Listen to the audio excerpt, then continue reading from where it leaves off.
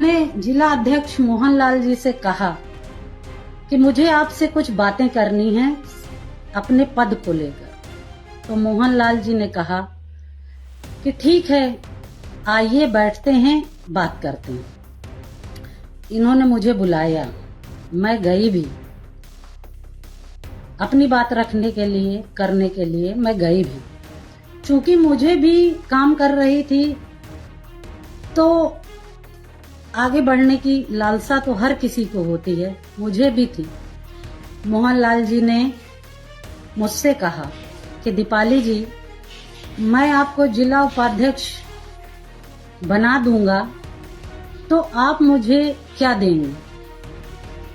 मैंने कहा, भाई साहब, मेरे पास देने के लिए कुछ नहीं है, क्योंकि अभी अभी मेरा घर मकान बिक चुका है, आपको पता है।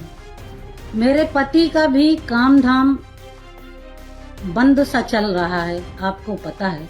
मैं आर्थिक रूप से इतनी कमजोर हूं कि मैं आपको कुछ दे नहीं सकती। मोहनलाल जी ने कहा, अरे दीपाली जी, आपके पास देने को बहुत कुछ है। मैंने कहा, भाई साहब, मैं समझी नहीं, कहना क्या आप चाहते हैं। इन्होंने कहा, आप समझदार हैं, आपको मुझे बताने की आवश्यकता नहीं है, आप इशारों को समझिए। मैंने कहा, भाई साहब, मैं ना तो इशारों में बात करती हूँ, ना मुझे समझ में आता है ये सब।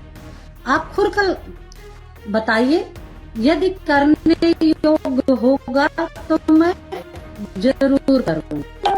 तो मोहनलाल जी ने कहा कि यदि मैं आपको जिला उपाध्यक्ष बना देता हूँ तो आप मेरे साथ लखनऊ, दिल्ली, हर जगह चलेंगी, किसी को शक भी नहीं होगा।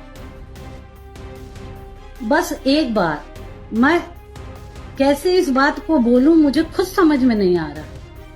इस जैसे नीच व्यक्ति को क्या कहूं मैं। इसने कहा, बस एक बार मेरे साथ हम बिस्तर हो जाए। हम बिस्तर होने का मतलब सारा समाज समझता है। इनकी इतनी गंदी भावना जो मुझे महीनों से कचोट रही है, मैं किसी से कह नहीं पा रही थी। शांत थी। मैंने कहा, भाई साहब, आपके घर में भी बहू बेटियां हैं, ऐसी बातें की जाती हैं? आप बहनों के प्रति ऐसी धारणा रखते हैं?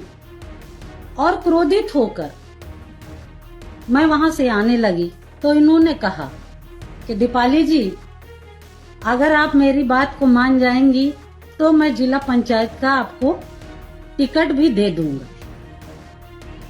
मैं लालची महिला नहीं हूं, इसलिए